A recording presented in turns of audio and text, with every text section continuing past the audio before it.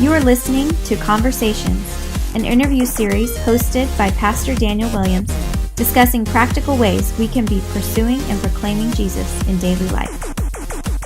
Brought to you by Redemption Church, Delray Beach.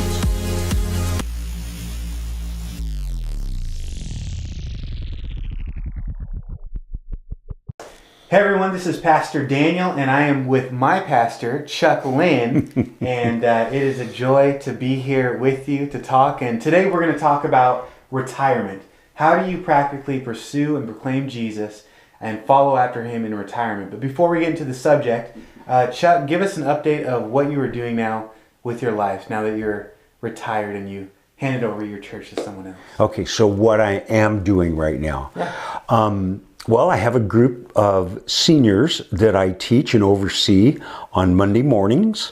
We have between 75 and 100 people that show up every Monday, and we just go through a book of the Bible like I did always as I was teaching for the church. We have worship, and a lot of times we use the hymns and stuff because people really, they tend to relate to those better. And I really love the hymns. And, Doug Terry does our worship, and you've known him from the past. He's great at it. And then we have a prayer time at the end.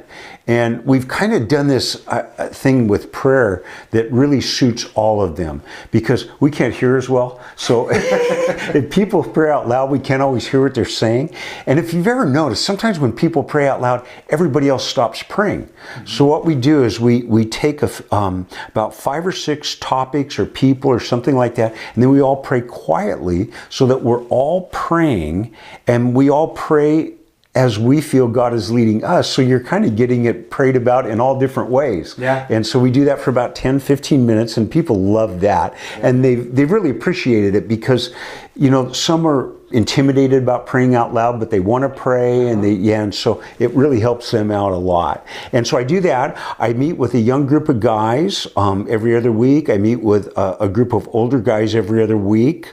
I teach almost every Sunday at different Calvaries in the Puget Sound area. We have about 40 or 50 Calvaries in this area. A lot of them are smaller, and so they don't always have someone to cover for them. So I just said, you guys, if you need to get away and you need someone to teach, just let me know, and I cover for them. So I go all the way from southern Washington to close to northern Washington. It's been great. I love doing it. Wow. And then teach sometimes at the at the local Christian high school. We do once a month. We've been doing a once a month serving a meal. Our home group does. Our Sunday night home group, we serve a meal at Union Gospel Mission. Been doing that for about 12 years.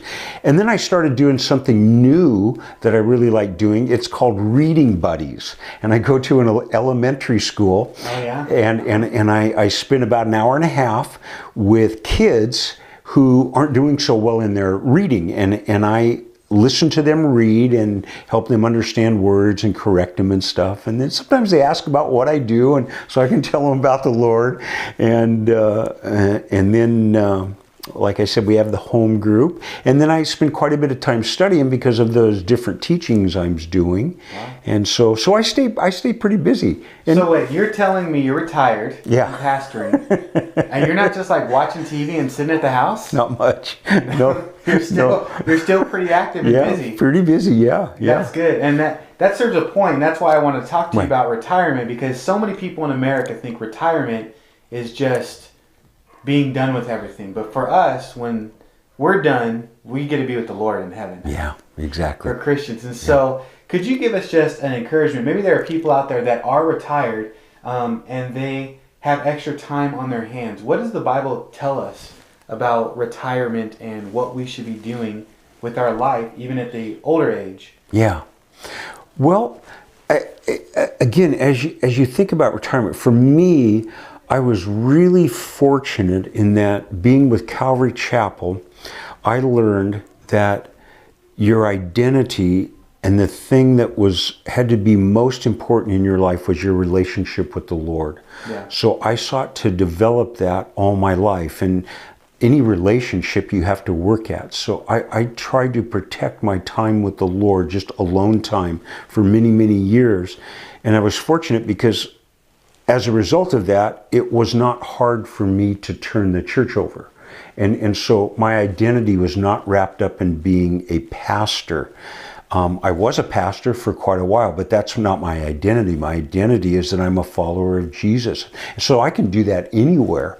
And so there are limitations as you get older. You don't have the energy that you used to have, but you do have access. Like one of the things, most of you have grandchildren. One of the things I do every other Saturday is I go pick up my grandsons. They come over, Grandma fixes them breakfast, and then I do a Bible study with them. And what I do is, we just go through about 10 verses and I'll start asking them questions. Like we were doing the thing we were doing the temptation of Jesus. And I said, well, what do you guys think about Satan? Do you think he's real? And so they'll start giving me weird answers, but I'll talk about it. Yeah. And I'll tell them how he influences us and what his goal is in our life and how Jesus was tempted and how temptation is okay because we're all tempted. There's nothing wrong with that. So I get to spend time telling them stuff that I've learned over the years. And all we do is just kind of walk through the Bible and ask questions and stuff. So you can do stuff like that. You can spend time in prayer for people.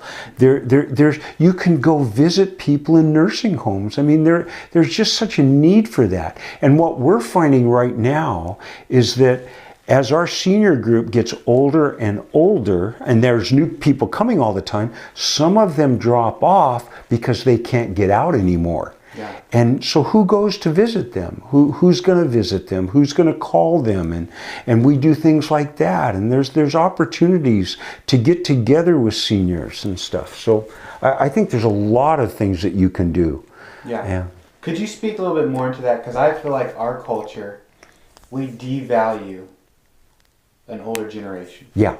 We put them down. Everyone wants to be young and young and young. Yeah. However, the Bible actually says it's amazing to have gray hair. Yeah. It shows your wisdom to have experience.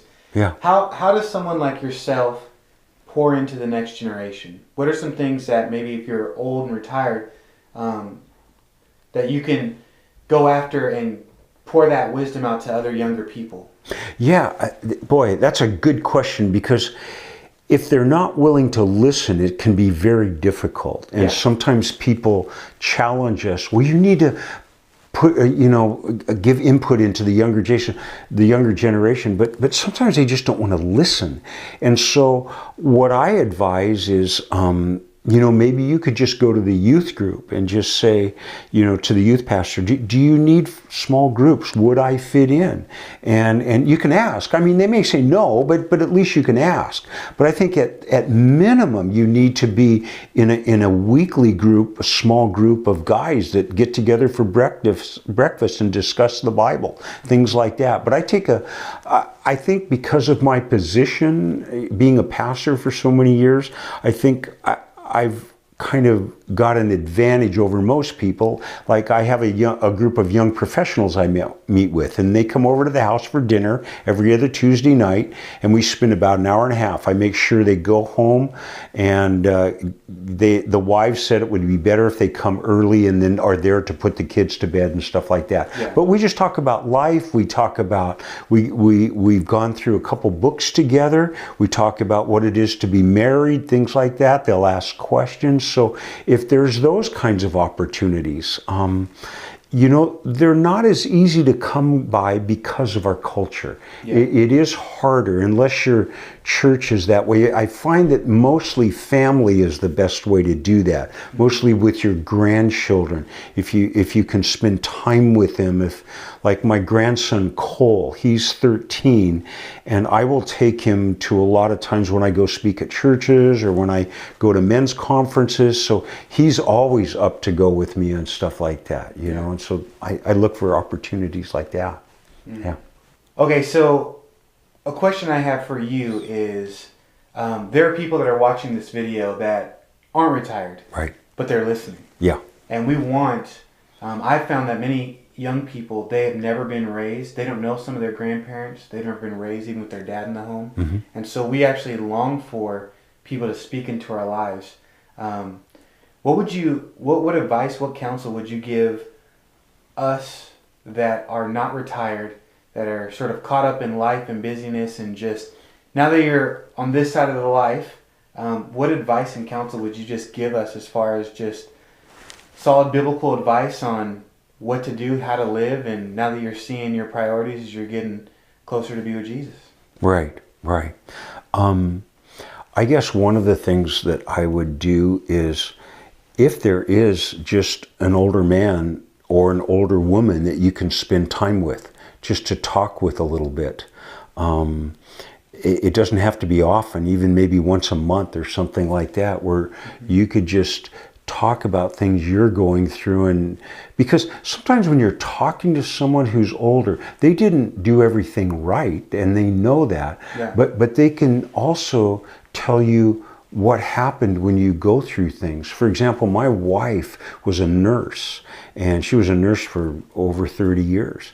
And so a lot of young ladies would ask her about kids and sicknesses and things like that. But then it started to turn into other things, spiritual things, as she got to know them and stuff like that. And so maybe you're wondering how to work on your car, you want insurance, how to go about insurance things, how to go about buying a home, or any of those kinds of things that maybe older people have gone through. If you don't have a dad or someone, there are guys in the church that maybe your pastor could recommend and say, hey, go talk to John over there. He's been through this. Or, and someone that's older, that you're not really, it's not like you're asking someone to tell you what to do. What you want to do is just find out what they went through. What was it like? What did they experience? Would there be things they did different? And why would you do it different? When I meet with these young guys that I do every couple of weeks, those are the kind of questions they ask me. They're not asking me to tell them what to do, and every experience is different anyway. But when you walk them through your own personal story, it just blows their minds sometimes. Like, I had an example when I was younger. We were pretty desperate for finances when the church was small, and our roof started to leak. And it was a shingle shake. It was a wood shake. And we didn't have the money. I tried to ask a few companies how we could, if they took payments, and no one did and stuff. So I tried to get an insurance claim. The guy came out and said, well, it's just natural causes. It's an old roof. We can't fix it. And the inside of my daughter's bedroom, the drywall was starting to buckle, and I had to poke a hole in it just to let the water out. And we put a blue tarp, and the homeowners association said, you better get that down pretty soon. And so it was a mess. Oh. So I didn't know what to do, and I was desperate. All of a sudden, one day, I get a letter from my insurance company, and there were 2 checks. One written out to a roofing company, and one written out for expenses to get the inside fixed. And I just couldn't believe it. So I called the guy from the roofing company who had given me a bid, and I said, well, how did this happen? He says, oh, you're so-and-so. Yeah. Hey, when you gave me the claim number and the insurance company, and they turned you down, I just called them up and said, hey, if you don't let me fix this guy's roof, it's going to be a bigger catastrophe, and you're going to end up losing more money. And so they said, okay. So all I did was share this story with a couple of guys, and it got them through times where they were desperate and didn't know what to do, and they knew they could trust the Lord. Yeah. And so it's just sometimes just sharing your experiences or hearing those things from someone is and the best way to do that is in the body, because you want to talk to someone who's gone through it, trusting the Lord, not trying to do it themselves, or, trying to figure things out and trying to make it work illegally or something like that. That's right. Okay, so if the older, mature Chuck right now, what we see, could tell the less inexperienced, younger Chuck when he first got married, what counsel, what advice would you tell him? About marriage? Just about anything. About life in general? About marriage, about ministry. Yeah. What would you tell the younger Chuck now that you see? Yeah. I probably would have listened a lot more. I would have listened to what people had to say instead of, I made too many assumptions about things. I jumped to to conclusions too quickly instead of listening. And then maybe not thinking I knew what was best for everybody, you know, and just, again, trying to guide them towards the Lord more. Because so many times I think we're putting Band-Aids on these deep wounds where only Jesus can heal, and we just need to be patient with people and love them. Yeah. And so I think I would have done more of that. I'm really glad I learned that it was so important to know the Lord through the Word and through prayer. And I'm really thankful for that. And because it wasn't anything I would have done naturally.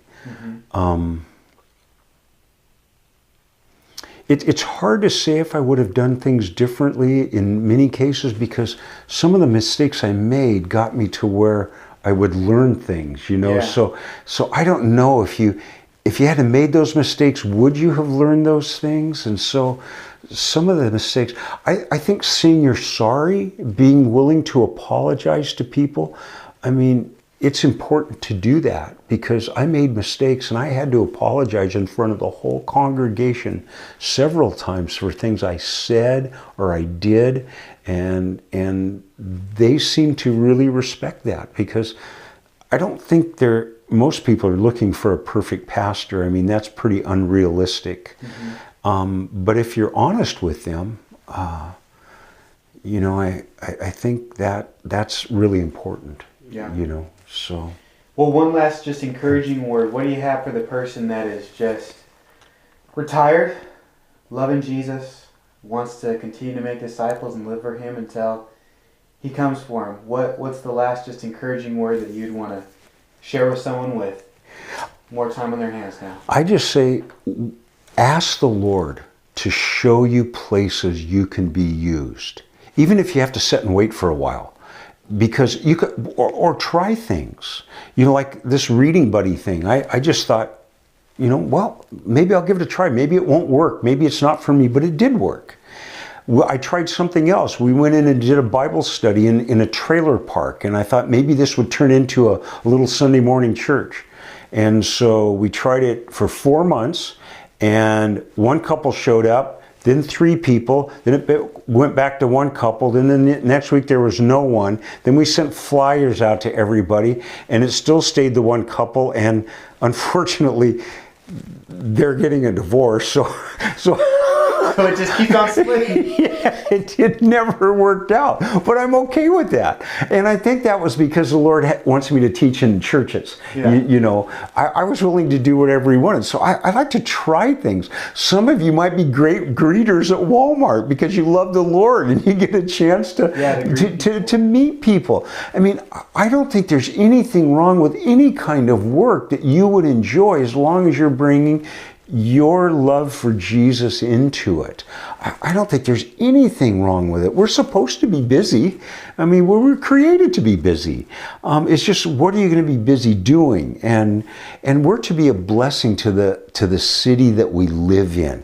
And I think there's a lot of ways. Yeah, and there's lots of opportunities that you can do through, like an agency through United Way. You can still serve the Lord and do it. They don't try and control what you say and what you don't say. They just want certain services done, but you're a Christian, you're a follower of Christ. People will ask you why you do it. So you can do a lot that way. There's all kinds of ministries that churches have going on that many of them just need 4 hours a week from certain people to fill in. There's food agencies where they're trying to just get food separated and put back together, you know, put in orders to be used effectively and shipped out. We have a big harvest ministry here. They just look for people to work for 4 or 5 hours a week or a couple times a day. There's just so many opportunities. And so basically we're just giving ourselves opportunity to do good work so that they can see God and glorify Him through our good works. But they need to see Him. So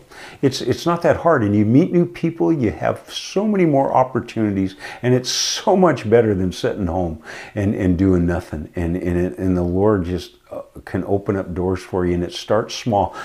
Oftentimes it's just taking that first step to go out and look into something, and you never know what kind of doors are going to open. So just be the church, be a Christian, follower of Jesus, and do good works for people around you. Yeah. Well, I appreciate all the good works that you've done in my life. It was a joy serving under you, serving with you, having you as my pastor, and still being a godly example. I really love you. I care about you.